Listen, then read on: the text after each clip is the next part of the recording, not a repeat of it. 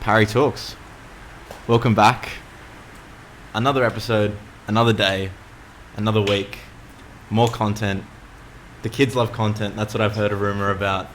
So the more the merrier, and we're not compromising on quality today either, I don't think. We've got someone who is just, I'd almost say omnipresent in Sydney. If you haven't, and like it's almost guaranteed that you have somehow walked into his work or witnessed his work from a visual aspect, from a musical aspect, from any lane almost. I've got the one, the only Skeleten on Parry Talks. Hi, it's so good to be here. Thanks for that beautiful intro. No worries. And we have a fair bit of ambience today. I'm not sure if you'll catch the rain in the background on the microphones because they are quite sensitive, but if you do, that might be a bit of a vibe. I actually love it. It's a big vibe. I'm a big rainy mood fan, you know, when you're just chilling at home working or something, have on that ambient rain sound. Yeah. So it really suits the vibe. Amazing. I feel I've been getting into those like ambient background noise things. Seriously. But then I also read a study that was like, if you're listening to something, no matter what it is, it compromises your productivity regardless. I don't know. It's just like... Yeah, there's always a study, isn't there? Like, I feel like there's also like white noise is meant to help with some kinds of brainwave activity, but then like, who knows? If it feels good, listen to it. But I'm also a sicko. Like, I could listen to like Butter Sessions trance while studying, and then like it just puts me in a zen sort of mood for some reason where there's just like this focus. Anything instrumental is good, I find. Like listening to like deep techno playlists and stuff is such a good zone in, do work kind of zone. Definitely. Ambient, but driving. True. But is that almost dangerous? Like, you don't want to be too zen driving, right? No, sorry, I mean like the driving vibe while you're working.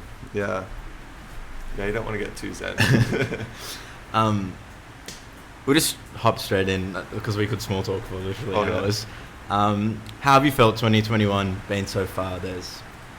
I feel a lot of, not weird energy, but like a collective, like either optimism or pessimism, I feel. But it's been a great start of the year for music, I think, generally, and releasing music. So how could you sum up the momentum you think you've gained in the Skeleten project in the last couple of months and just reflecting on that?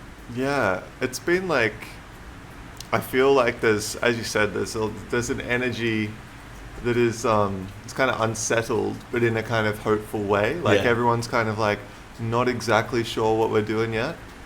But personally, I've got lots of like, it seems like so many people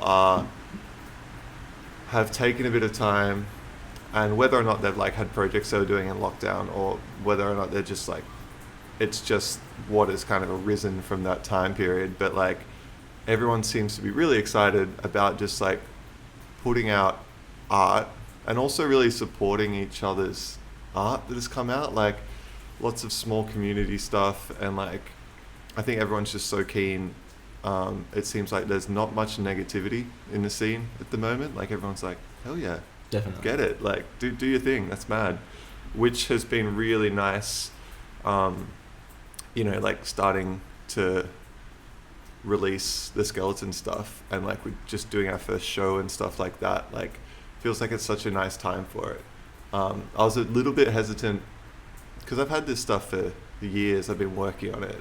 Yeah. And then it just so happened that, when I was ready to put it out, it was middle of last year, which was an odd time to release something. But it did work, and now I'm feeling like quite good about the timing, in that it's like really starting to like, we're just starting to play shows, starting to like write more stuff and get releases happening right at this time when it's like feels like a new little upwelling of intensity. Definitely. Cool. And I feel like not in a competition sort of way, but in a very productive way, people are really trying to tap into the momentum at the moment.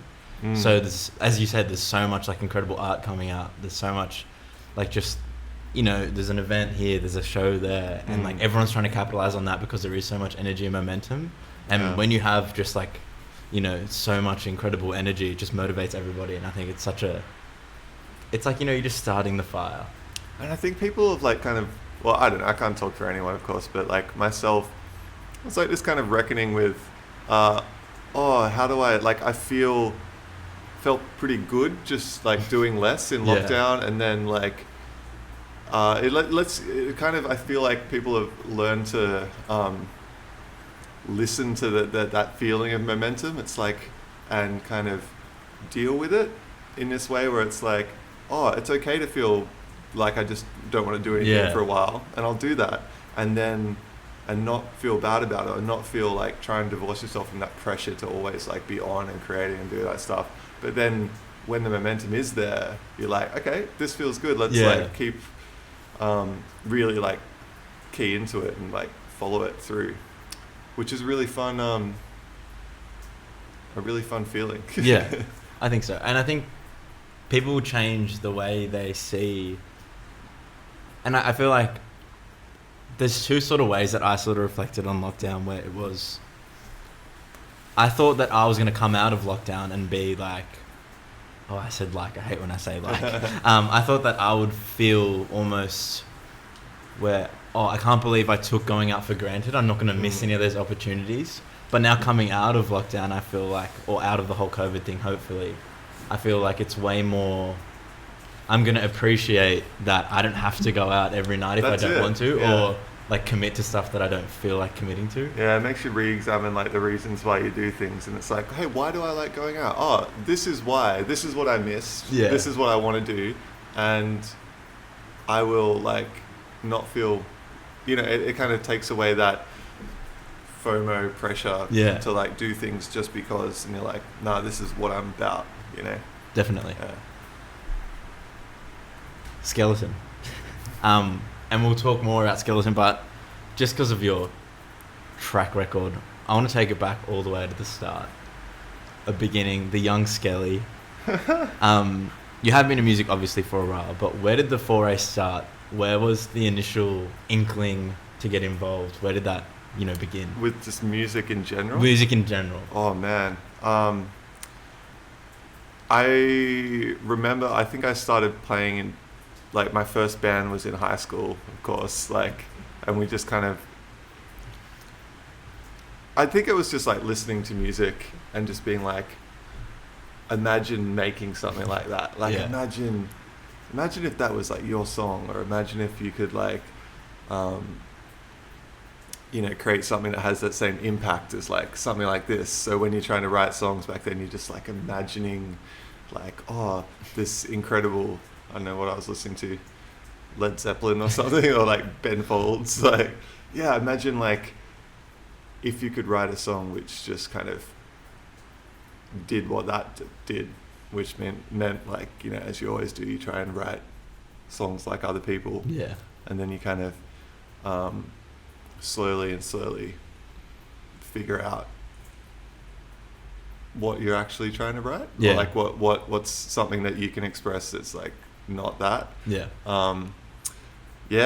So I don't know, it's always been like following that kind of thing through. And then once I kind of figured out that it was just really fun to play with other people as well, then it became a lot about that as well. Like the actual experience of just like playing music with friends. And I think that's kind of, those two things have really kind of been what kind of like has taken me through, like in all the different random music things that I've done in my life.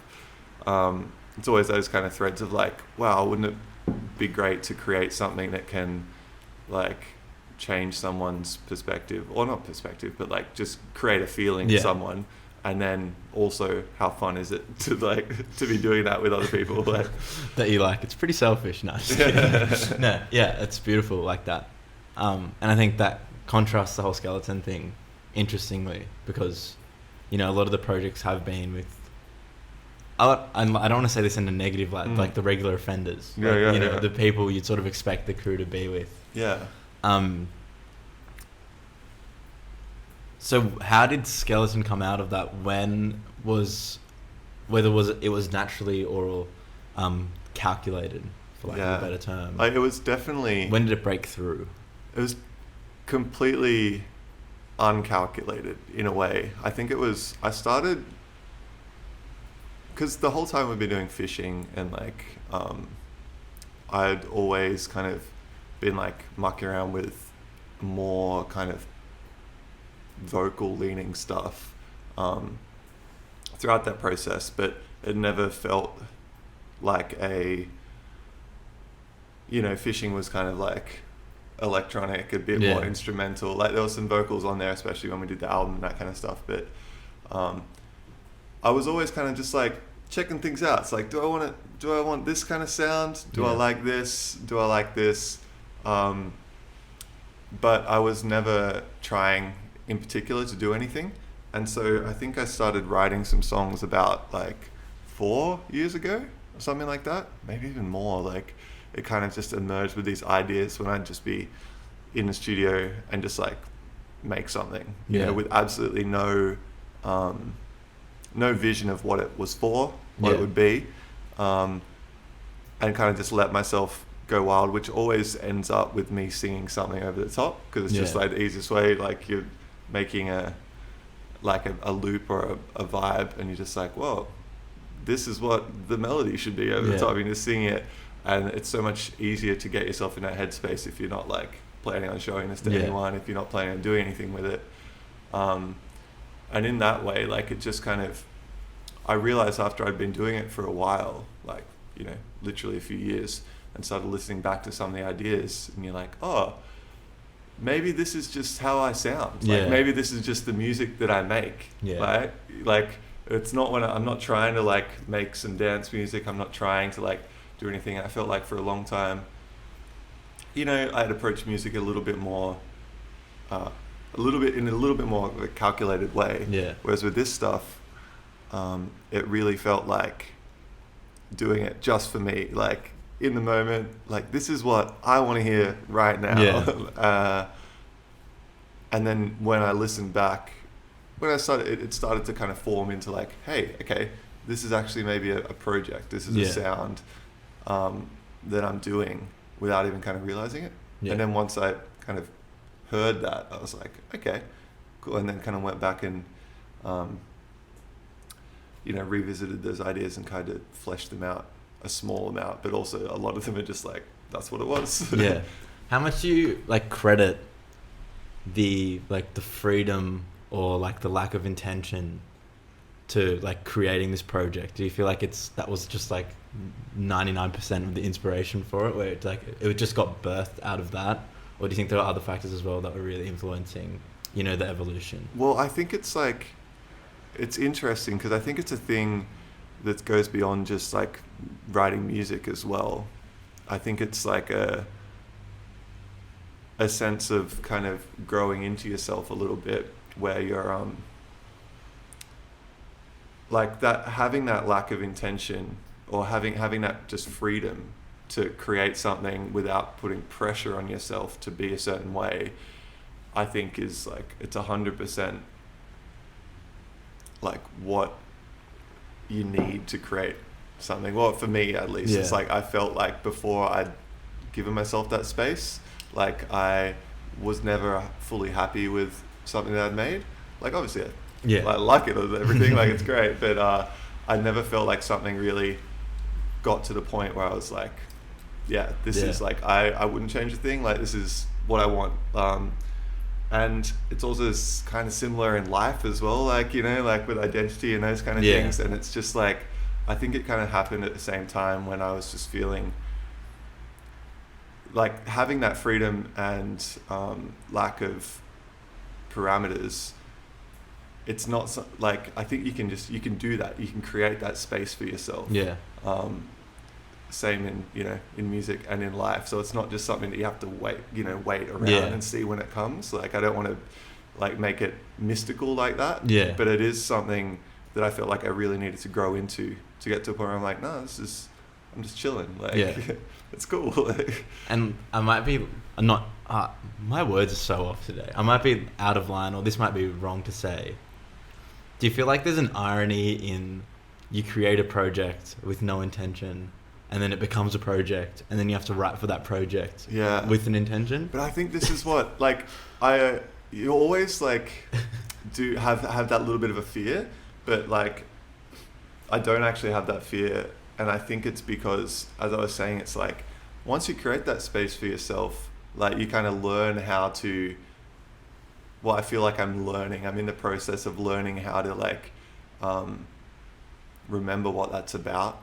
And, like, so when I'm writing more stuff, I'm, like, just putting myself back in that headspace. Yeah. Where I'm, like, trying to learn to escape that kind of self-pressure and self-talk kind of thing, and just be like, no, this is, like, just remember what the project's about. Yeah. It's not like, oh wait, I got to this point and now it's changed. It's like, no, this is what I was doing. Yeah. This is why I was doing it, and it's still the same reason, you know. It's still just because I, you know, want to feel really good when I'm making music. Yeah. Yeah.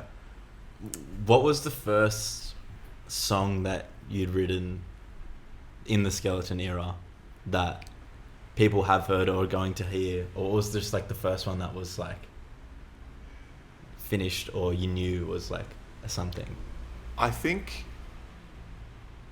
out of ones that people have heard, I think Mirrored was the first one where I had kind of got it to a point where I had just, like, you know, I'd written the verses and the choruses, and I'm just like, I think that was one of the first points I was like, okay, this is a sound, like, I really like the attitude of this. Yeah. Like, I like the vibe, and I want people to hear it. You know what I mean? Like, when I had finished that song, I was like, okay, I want to show this to some people.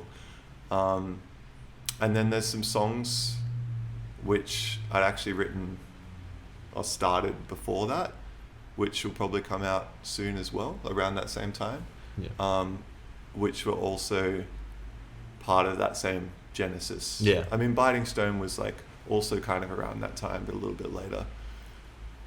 Beautiful. But yeah, it was really exciting to, like, you know, get to that point. You're like, oh, cool. This is an actual Song. a feeling that I like listening to. Yeah. It is. It's Mirrored is, well, I think Mirrored will always be my favorite, just like on when and how I heard it. It was just like, you know, one of those mornings where there's something missing, like you're just craving something. Oh yeah. And then, like, someone sends you a link and it's like, have you listened to this yet? And I'm like, no. And That's it's what like, you need. It's weird how, like, fully. music can come into your life as like a puzzle piece, like just when you need it. 100%. Like, it wigs me out entirely. I mean, that's what it's for, right? Just, like, putting a spin on life. It's like, I guess you can put it that way. Yeah, that's a great. It is a spin on life. it is a spin on life. Why do you think Mirrored had to come first then, or not had to come first, but why did Mirrored make sense coming first? I think it was that same kind of feeling where it was like, this, when this felt like the project to me. Like, that song felt like a really good representation of what the whole thing was about. Yeah. Essentially. And so, yeah, it felt like starting a whole brand new identity and a whole brand new project. I really wanted the first song to not just be like, hey, here's a good song that people might like. I wanted it to be like, this is what, like, I'm doing here. Yeah. You know, it's not just, I'm not just trying to release some songs. I'm trying to, like, well, I am, but, like, I'm trying to, like, be like, representing, like, a feeling, represent a type of thing that I want to see in the world. Definitely. You know, that classic thing. And Mirrored felt like it was the perfect kind of representation of that. Definitely. Yeah. What was the feeling like, not the night before, but just before Mirrored came out? Was it a confidence in you where it was like, this is something that I love and is super me, so I'm so fine with that being out in the world and I'm really comfortable with that being that in the world? Or was it the other end where it's like, holy shit, I'm singing about real things on this song and everyone's about to hear it? I think it's funny, like, when I was first showing the project to people and, like, talking about how I was going to release it and everything, there was that little bit of fear of like, well, this is, it's a lot of me just doing this thing and like putting it out there and hearing people react to it. But like, I didn't have tons of that, like as it went on, because I was really quite sure that I liked it, and I was sure that I wanted people to hear it. Like, I've never stopped wanting people to hear it. And so I think because I'd had Mirrored for a long time, and it was actually like in the lead up to the release of it and the launch of the project in general, it was more that like, I was really excited for people to hear it, and I actually kind of was just caught up in the actual logistics of like getting music out, like doing the art and like doing videos and those kind of things, that it was more that feeling of like, oh crap, I've been so excited for this to come out for years, or a year or two, and then it just all kind of like, well, it happened before I knew it, because I was like so caught up in like doing the other stuff, which is actually kind of a great way to do it. So I wasn't like freaking out the whole time. I was just like, oh yeah, it's out, like mad. Deadlines are great as well. I feel like without them I would be totally. I mean, I have a mixed relationship with deadlines. That's a love-hate relationship. Not the label, just like watching this right now and being like, if he says anything about a deadline positively, well, here's a question just to pull it back a bit again. What made, like, was it mid to late last year, or just my timeline just with COVID and stuff is just absolutely wigged, but what made when Skeleten came out the right time to introduce people to Skeleten, when Mirrored came out, sorry, why do you think that was the right time for the world to open up? It's funny because like it just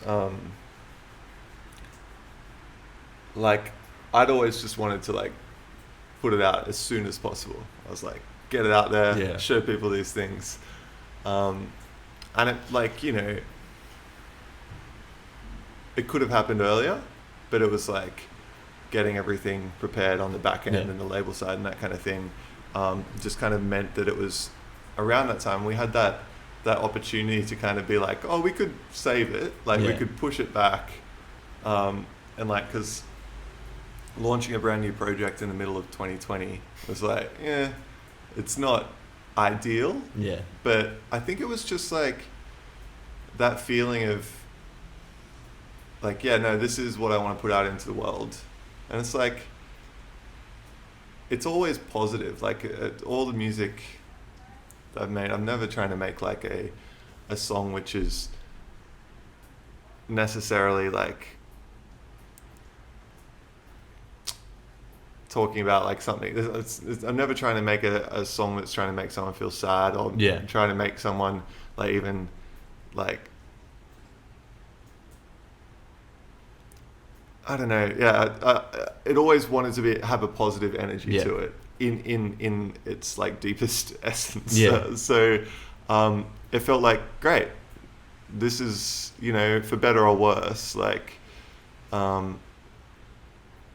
what more would I want to do right now than just like, share that with the world? Like, and I think it's always interesting, like making music, especially as like a cis white dude in Sydney in a Western country, just super ultra privileged, and it's like, what have I got to share that's like that people should actually care about? It's like, and it's like, well, just like, it doesn't need to be, I don't need to like tell people about my life. I don't need to like make grand statements about the world. And it's more just like, this is an honest sharing of like how I feel. And I feel like in 2020, it was, it felt like kind of nice to kind of remember that that's just one voice in a whole sea of voices. And it's like, cool. It's just another positive thing. If people want to listen to it, great. So it almost like just ended up as not a blessing in disguise, but the timing was just, it got to a point where people it almost like people needed it a little bit, but not needed it in a really craving something positive where if they stumbled across it, it was like, oh, this sort of makes me feel a bit uplifted and happy. So it's sort of nice that it came out when it did by chance. I think it's like, yeah, the whole thing is like, no matter what you're putting out, I think like you want to hear something that's honest to a degree. Like, you know, it doesn't have to be like bearing your soul or anything, but something that you're like, so whoever's putting any art into the world, you just want to hear something that's like representative of like some honesty definitely in the life. And it's like, and I think there was tons of that last year, you know, like everyone was kind of stripping away a little bit of the like art scene, music scene, or just egos in general. And like, not that I think that's a problem usually, but like it was really, everyone was quite kind of upfront and quite open about what they were doing and how they were feeling. Definitely. And so it felt like a kind of a conducive environment to like people releasing music which actually had like a nice impact. Yeah, definitely. And it gives it a human touch. And like, it's weird with electronic music to say that some electronic music just has an edge of, this is separate to Skeleten, has like a weird sense of like human to it. And like, I don't know why, but then when you do make like the Skeleton-esque music, people just really want something that they can relate to on a literal level, but if something is honest, it has that human sense. It feels a bit like a hug, I think. Yeah.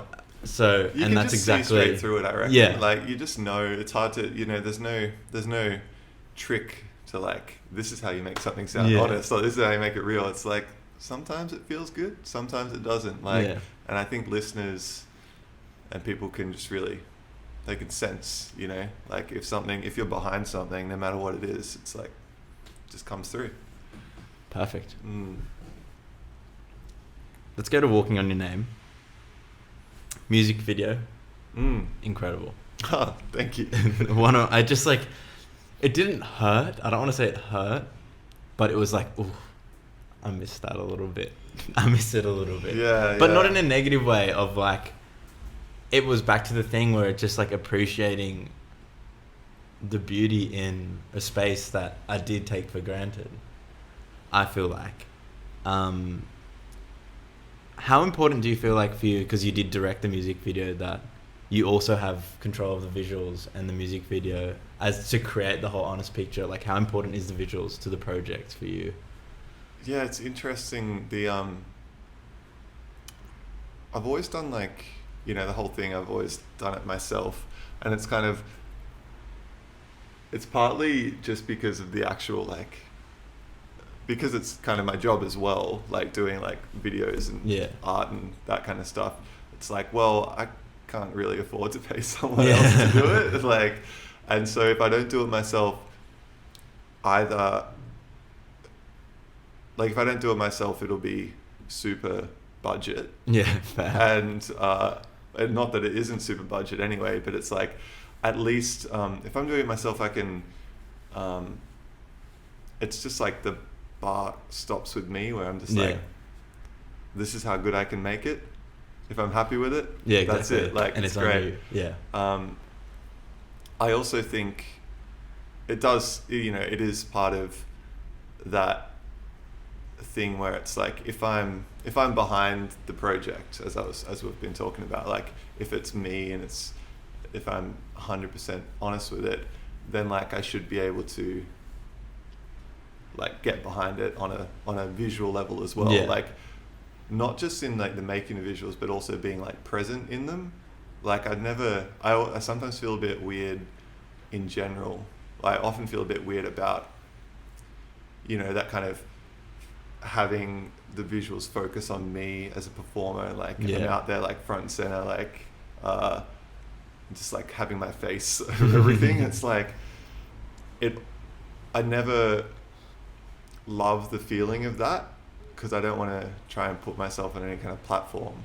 But at the same time, I think the reason why I do it is because I feel like it's important. Like, if you're trying to connect with people, you got to be out there, you know, like you need to be open to it, and you can't be like hiding behind, like I never wanted to be like anonymous or mysterious or that kind of thing. It's like, you know, once again, especially as, you know, it's like there's a million like white dude anonymous electronic producers out there. It's we like, don't need another one. We don't need another one. It's like, if I'm doing it, it's me. Just, you know, I'm here. Yeah.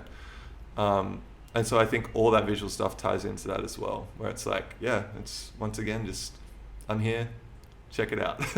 Definitely. And the music video for that is all about, you know, the essence of the dance floor and the club.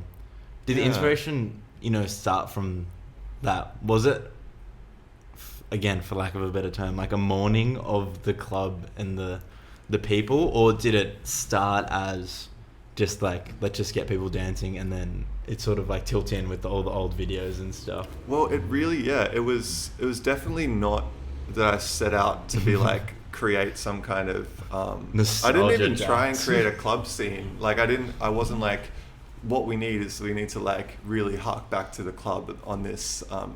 It was more like everything that I kind of do with this project is like starting with like, I was trying to think of what to do for a video for it for ages, and it's like I couldn't get away from when I listened to the song, the feeling of it, I was just like, nah, people need to be dancing, it needs to be like kind of dark and something, because that's just like what I felt in the song. It's kind of what it's expressing, I guess.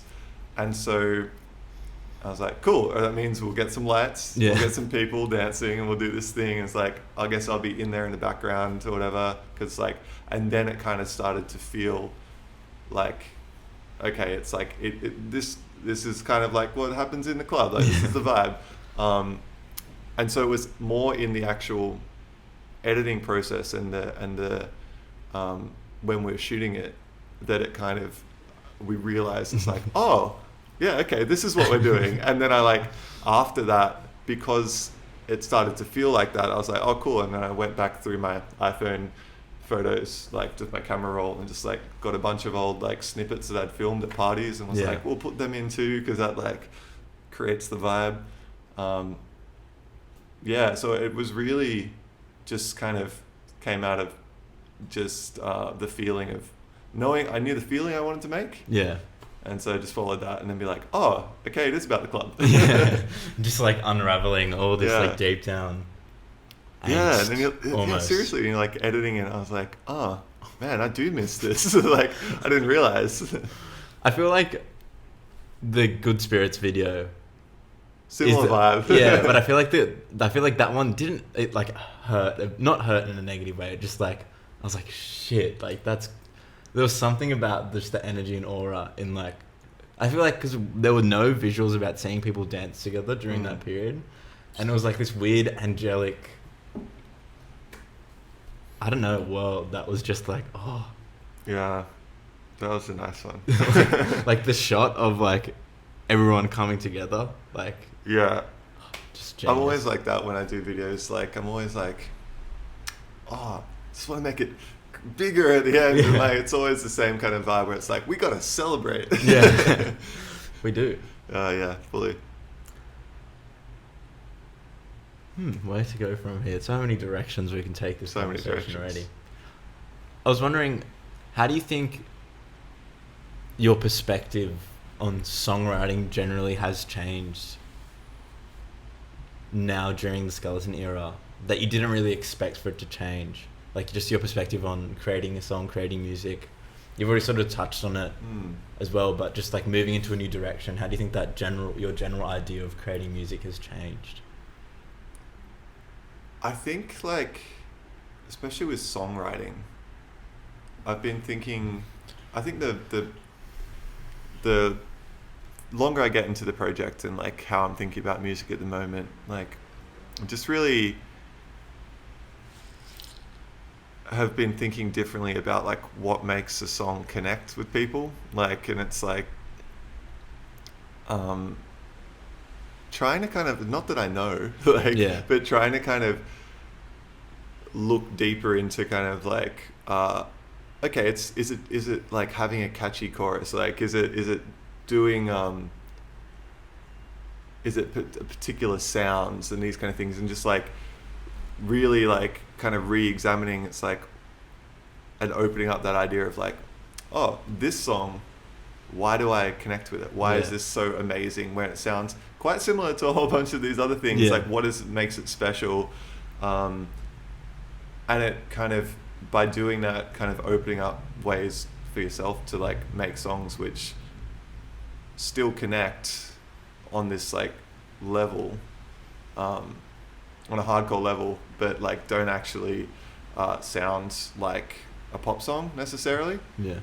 It's all really wishy-washy, but Yeah. like, you know, there's so many amazing songs that people are making at the moment, like that it's just like crazy sounds, crazy structures, crazy arrangements, like yet still just feel like a pop song, like, you know, and you just listen to it and you're like, yeah, like what's happening there? Like why does this work?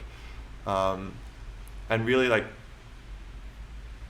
not that I'm trying to like, I never get in the studio and try and like, oh, sometimes, but not for this project. I never get in there and like be like, okay, I'm going to try and achieve this one particular technique of making a song. But it's like teaching yourself, like thinking about how to hear songs differently really helps me like go in and hear different things in my own music when I'm making it, I think. Yeah. I don't think I've ever asked myself like why. Yeah. It's just a crazy question. It just hits, and it's like if it hits, I'm happy with it. Yeah. And just like I feel like I'd like, because music tastes are obviously diverse in nature. Crazy point, Parry. Where it's like I wonder why I really enjoy like down tempo, deep house, and then also love jazz rap. But I feel like there's a reason there's an overlap there that I just haven't discovered yet, and it's super interesting. Or like why people that listen to ambient music typically also love listening to trance. It's like what? Yeah, it's just like, well, I guess it's just like what feels good, and it's like so many different things can make you feel good, and even things which make you feel a little bit bad could make you feel good. Yeah. About like just that experience of actually interacting with something is fun in itself. Definitely. You know, like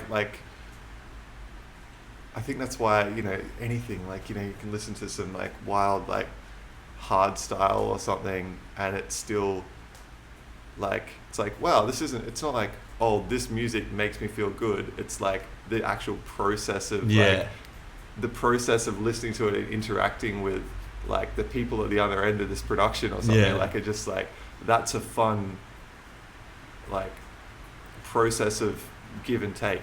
Definitely. Like, wow, I can't believe someone's made this. I can't believe it sounds like this. I can't believe it's making me feel this crazy way. That whole process is like why we listen to music, you know? It's like, well, cool, connection. It's crazy. Art is crazy. Oh, I think we can all agree. What do you think the most rewarding thing about releasing the Skeleten music has been? Like whether it's a small thing that you just cherished, or is it the whole thing? It's or is exactly what I was saying. Like it's that process of feeling people and hearing people like telling you that they connect, that you've made them feel like that, like, you know, like in this way where it's like I've made this music, you know, by myself, like thinking about the feeling of it, and like having people finally get to listen to it and like just in whatever way you express like that, like, you know, whether it's like seeing people on Insta or social media or at the show, like, or just in person, just telling you that they listening to that has made them kind of like have this experience. It's like that's so good, you know. It's weird because you can't even, it's not like you're sitting there being like, oh, I can't wait till that happens. Like I'm waiting to check that off my list, but it's like just refreshing your DMs. Yeah, like you can't, like, I don't even know why it makes me feel good. It's just like, it does. Like, you just want to impact people.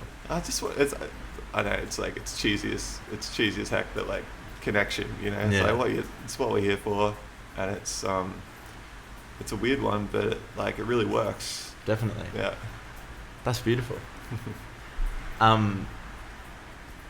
This is a shocking question, but hit me. This is just like classic press release, like intern at Purple Sneakers question. No, I'm taking the piss. Like, how excited or how important do you feel like the live element of Skeleten is going forward? Because I know some people's projects are just very much, you know, it's super listenable and it's going to be great live, but the main aspect is the listening. Or like, just how important do you feel like the live aspect and showing people that live aspect of Skeleten is going to be going forward? Yeah. Wow. Sorry, I was like, I hope the roof does not fall in on us. Wet. I think we'll survive. Yeah. Yeah. Sorry. It's a great question. Like, I think it's like, I remember like right at the start of this, we were talking about, you know, how I got into music and like what I get out of it. And it's like, I think that's kind of the live aspect of it really appeases my, like, the other part of why I love music, which is just like I love making music by myself and just getting deep in those, you know, feelings of like how it can make you feel. But then sharing that like by playing with other people is just like, can't get enough of it. Yeah. And so I had no interest in like doing, even though it's a solo project, I had no interest in like just doing it myself, like just being there with a laptop or something, or whatever, in whatever way I did it. Like, because also I don't want to get down on anyone, because like obviously some people do it amazing, but I personally never have had as much fun watching just like a solo singer with backing track kind of thing, because it's like I guess it's just not for me, and I love the energy of like seeing people and feeling people like play together on stage. And so I wanted, in that same way, it's like, if I'm making music, I want to give people a maximum like experience. It's like, that's what I want to do live. I want people to feel it, like, and feel us having fun. Definitely. And feel us like creating an energy in the room, which is why I decided to like make it a band thing. And it's interesting because it's like it takes a bit of tweaking to get it to the point where you can actually play it as a band. Like, it's not like just like, oh, easy, let's get on the guitar and bass and drums. But it's not too bad. Like it because I think the songs are quite simply arranged in terms of the layers and the sounds, and I'm using a lot of the same sound sources on a lot of things, because I just like, that's what I do. So it's not too hard to kind of put it into that live context, and it feels pretty good. Still, it's definitely an exciting work in progress. Definitely. Yeah. How was the learning curve for you? And I might be missing stuff in your background here, so correct me if I'm wrong. How was the learning curve coming out and singing on records and then hearing that back and being comfortable with that? Yeah.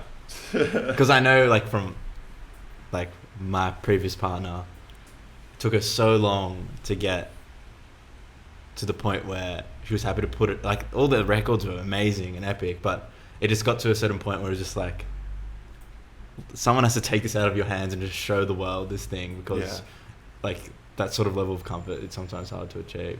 Yeah, I feel like it's a classic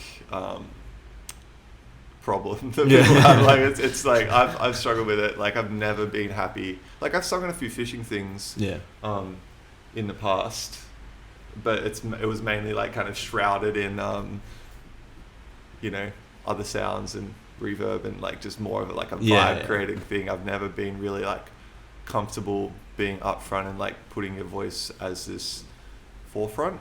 But I think it was that same process of like coming to terms with like, this is how it sounds and this is me, and it's like, I'm okay with that. But also a lot of it was, I credit like Al, like my friend Al Wright, who helped me record.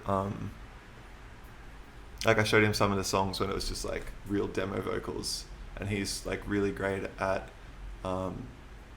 recording vocals and producing vocals in this way. And that when he offered to record the songs for me, and so I like just went and do the process of actually recording proper vocals with him.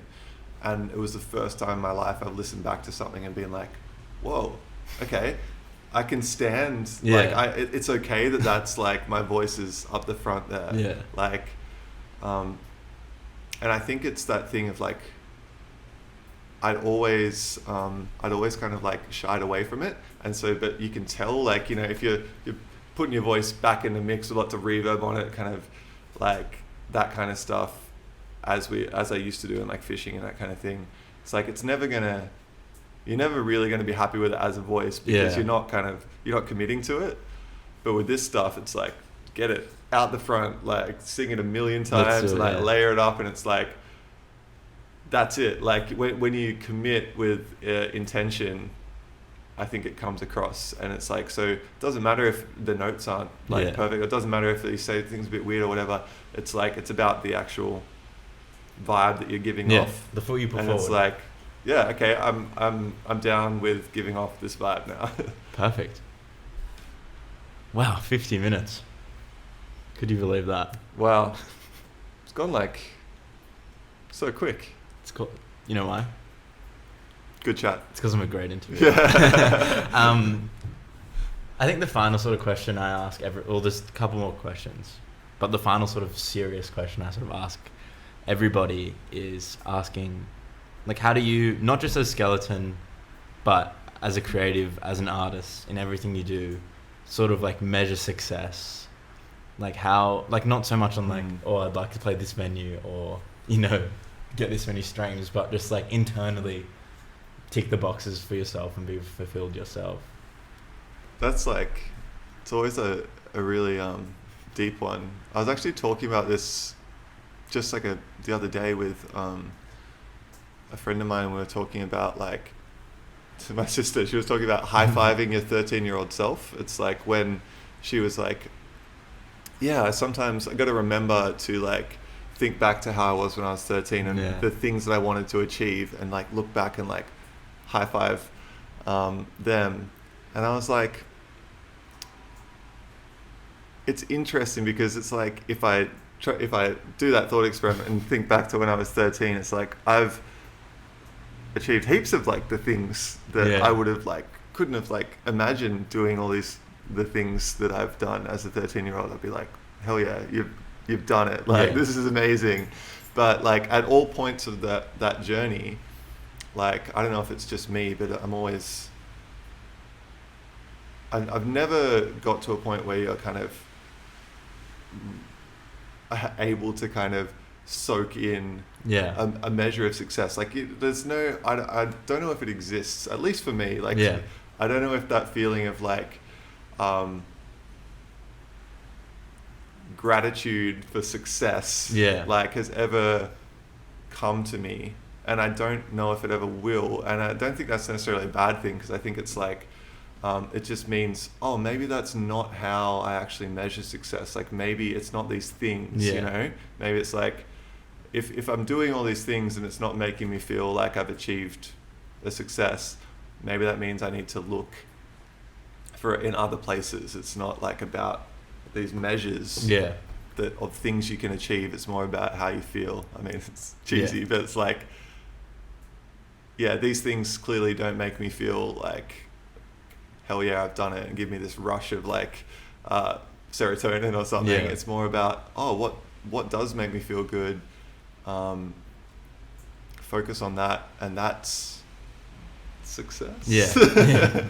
Perfect. And then the last serious question, serious-ish question, before we talk about food. That's where my brain's at.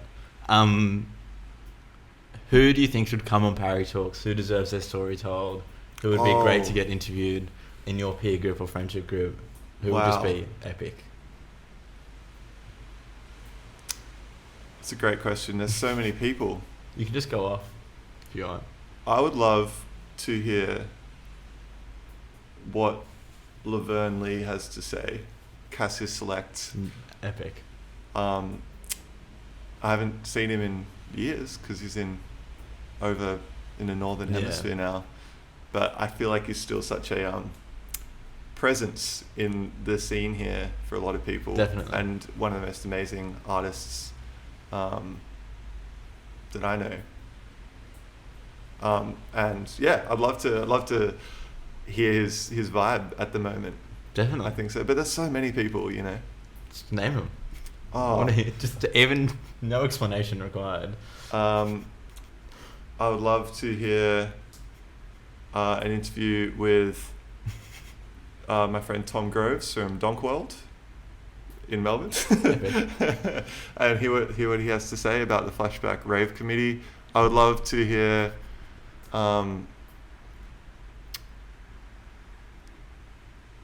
maybe serious questions. I was going to just make jokes, but no. You can make jokes. That wouldn't be that funny. It's right. It's the ultimate stitch-up question. Everyone's Yeah. like, I'm like, I promise I won't stitch you up. And then at the end, just go. Yeah. I think we've got it. We got it. Cassie's select. How long have you been in Sydney for? Personally? Yeah. I've lived in Sydney for like exactly 10 years now, I think. Perfect. Yeah. So you've had your fair share of takeaway meals. Oh, yeah. What do you think? It doesn't have to be best kept secret Sydney takeaway food is, but just like, what's just the best independent store that is the ultimate takeaway? Can be grub, not grub. We just love, the independent The ultimate spots. takeaway. I mean,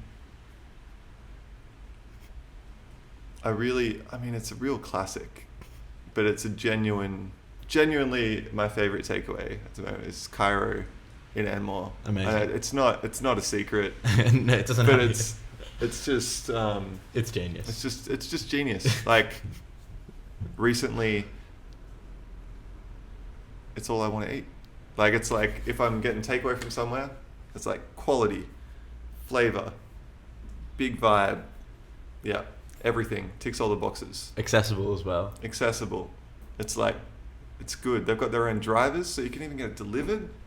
Spectacular. And without the whole Uber Eats dilemma. Yeah, without the dilemma. You just call them up. They deliver it to you. It's Shout great. out Cairo takeaway. Parry Talks. Skeleton. Thank you for coming on. Oh, it's been an absolute pleasure. Thanks for having me. I'll see you at a skeleton show soon. If you see me at a skeleton show in the future and you say, yo, I listened to that interview you did with that guy, I'll get you a drink. I promise. Hell yeah. Thanks for listening, guys. So yeah.